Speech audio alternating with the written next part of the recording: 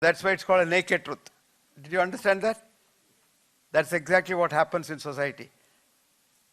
While truth takes a long time, Churchill said, when truth has no time even to pull up its pants, lies and mystery have taken two and a half rounds of the world. And that's exactly what happens. You put a wrong thing in society, it goes around very fast. That too in today's, what's called social media, with this IT-GT and things like that, and computer, it goes around so fast. But the truth never travels. It doesn't go, because it's still naked, it can't expose itself. So that's how society runs. All because of one thing, the wrong educational basis. Education being just aimed at making a career and not aimed at making a healthy mind. So let's make the mind healthy. You know, as I was telling in the beginning, we don't know where the mind is. We think the mind is in the brain. A lot of people even today think the mind is in the brain. As a matter of fact, when somebody has a mental disorder, what do? We give chemicals. Where do the chemicals go? They go to an organ, only the brain, and damage the brain. So if you take chemical drugs for a mental disease, your brain gets damaged. So you get eventually dementia, which is called Alzheimer's disease. And there's a psychiatry professor in New York. She wrote a book that the psychiatrists, damage the brain of patients. So she wrote a book called Dementia, a drug-induced crime by doctors. This book cost her job. So she was dismissed as a professor of psychology in the New York University Psychiatry. But she said, okay, I don't mind. And this book gets her now enough money, millions of dollars, to survive. And her name is Grace Elizabeth Jackson. Just see the book. It's a beautiful book called The Mind is the Most Important Thing, and the mind is not in the brain.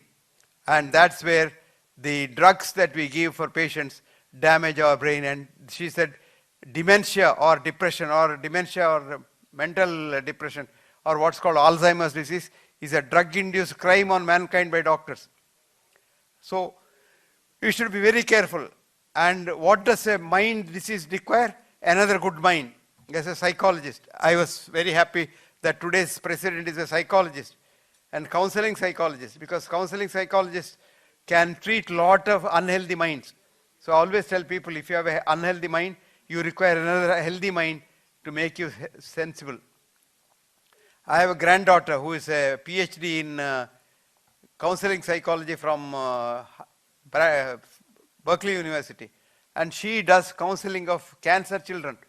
And she is very happy because a lot of these children with cancer, because they are not counseled, they die because of the fear of disease itself. And if you counsel them, they live long. And all that is needed is good counseling. And that's because you require a healthy mind to cater to another unhealthy mind. So we require a lot of few people properly trained in the Somaya institutions to cater to the unhealthy minds in society. So I wish you good luck, Godspeed, and thank you once again for inviting me here. And I don't know what you will say when you go home. I had a friend of mine who used to go around lecturing all over the place, and one day he came to Bombay to lecture. And his lecture was in a hall near the fort, but he didn't know where the hall was. So he got out in the morning, being a Sunday, he wanted to write a letter to his wife at home. So he wrote a letter, went out and looked around. There were children playing on the roadside. So he said, hey, where is the post office children here? So they took him. He said, come along, sir, we are free today. We'll take you to the post office. They took him to the post office. So he posted a letter on his way back. Because he had a good education, he said, I must do something for these children who helped me. So he wanted to buy some chocolate. So he went to the shop and tried to put his wallet. It was in the room. So he told the children, my dear children, I'm sorry, I don't have money to buy you chocolate. But today I'm giving a speech in the evening. It's 100 rupees per seat. So you give this chit to the organizer. And then she'll be allowed free. So you save 100 rupees for helping me. Children laughed. He said, why are you laughing? No, sir. No, I don't get angry because I'm a very important man. I never get angry. I'm very happy. So children said, you want to know, sir? Certainly, yes. A man who did not know the way to the post office, how is he talking about the way to heaven and things like that in the evening? So you will say, this man didn't know the way to heaven and he was talking about education. So thank you very much for doing that. And thank you very much once again for listening to me. And thank you, Rajshekharan Pillai, for inviting me here. And thank the Somaya institutions for hosting me. Thank you all very, very much once again. Good night. Good luck. Goodbye. Questions are welcome. You can ask questions, but I can't guarantee that I'll give you an answer. Questions are welcome.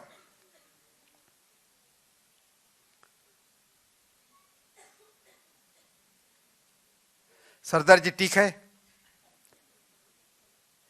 If General Singh says it's ठीक है, it's ठीक है. So my name is Aditya Rao. Aditya Rao. Yes, sir. Okay. And I wanted to tell you that, I wanted to ask you that I went to a international school for a demo lecture and I started teaching trigonometry over there. The teachers, I was giving the demo in front of teachers only, there were no students. So the teacher asked me that students here are like, I want to be a lawyer, why should I learn trigonometry? So how do I mean... No, I didn't get that, I didn't get that. No, actually teacher said that students are like, I want to be a lawyer, not a mathematician. So why should I learn maths? Why should I learn trigonometry? So how do I face such situations? To be a good lawyer, you must know a little bit of everything. So you better learn some mathematics, some trigonometry. Otherwise, when you have a case in the court, if the mathematics is involved in it, you will be an idiot and you will not be able to argue.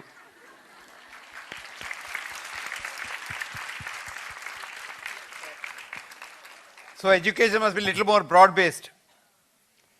Afternoon, sir. My name is Mohit Shetty, and many a times we have to set our timetable with respect to work or prior commitments. And I used to have a habit of sleeping at 10 or 11, but after the student life started, I can't sleep till 1 o'clock. The thoughts clutter my mind, and it means life is going on becoming more and more unhealthier compared to previous times when work was less. No, you think if you sleep late is unhealthy? Yes. No. Yes. How long do you think you should sleep? 6 to 7. 6 to 7. Who told you that? No. I'm seriously asking you. Because we are all told that you have to have sleep for 6 to 7, 8 hours. Do you know who started this? The sleeping pill industry. Actually, a man, some people sleep only for 1 to 2 hours, they are very healthy. Some people sleep for 8 to 9 hours, they are healthy. But those who sleep beyond 7 hours, they are unhealthy because your muscles degenerate. So you don't require, some people, I have a lot of my patients who don't even sleep. Nothing happens to them. I have a student of mine who is a very prominent neurosurgeon. He tells me, sir, I sleep for 1 hour every night. And he'll be operating at 1 o'clock in the morning or 2 o'clock in the morning, but he'll be sleeping for 1 hour and getting up and again operating. He's very healthy. He's quite healthy. He's about 55 and touch wood. He's very healthy. Nothing happens. So sleeping late doesn't mean anything. But you think it's okay, but you don't have to read unnecessarily too much. I still remember as a student, I have never slept after 9 o'clock. I always sleep at 9 o'clock and I get up at about 4 o'clock, of course, because morning is a very nice time. No galata at all at that time. You can read, you can concentrate, you can do your work. Even now I get up early and go to sleep early. I now go to sleep even earlier. See, in the good old days when light was not there, Thomas Alva Edison was not born. So we went by the sun. So our ancestors, they slept when the sun set and they woke up when the sun rose. But otherwise night was just dark. So they slept as soon as the sun set, they slept as soon as the sun came down and then slept for about 4 hours. Then they woke up, then they had their food in the night or other things that people do at night, and then again slept for another 4 hours. So they used to sleep 4 hours. And today also you sleep, but 4 hours later you wake up and then again try to sleep. So if you have a 4 hour sleep, it's enough. So don't worry, you are very healthy. Thank you.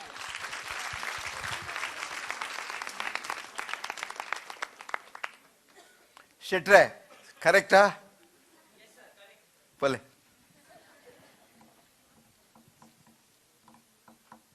Pale. Sir, good afternoon. Good afternoon. I am Colonel Gopi Krishnan. Colonel, you are a colonel. Yeah, I am a serving I colonel. salute you. Thank you, sir. Thank you so much. I am humbled. I respect all army officers. Sir, thank you so much. I just jumped into this lecture. I heard that you are giving a public lecture here. So I just came to listen to you, sir. and I saw the topic which is very interesting. Now you feel it's been a waste of time. No, sir. I am very convinced I did the right thing. I just saw the topic, the aim of education, wealthy career or healthy mind. So is it compulsorily supposed to be a choice between the two? Can the aim of education be both wealthy career and healthy mind? No, both, yes. That's why I said and or. But the most important thing is a healthy mind, not just a wealthy career. Because today our education is like the British education, only for wealthy career. That's why where we are. Now you see, we all want to be rich, because that's the Western education idea. Now, supposing you're all IAS officers, every IAS officer gets the same pay. So how can you be best IAS officer among them? So your wife says, look at the lady next door. She's also an IAS officer's wife. She has nice saris, I don't have. And then he says, okay, I'll also be corrupt. So corruption comes in because the unhealthy mind. Agreed. If you have a healthy mind, you will never be corrupt. So to avoid corruption, which is the bane of Indian society, we must change our education system.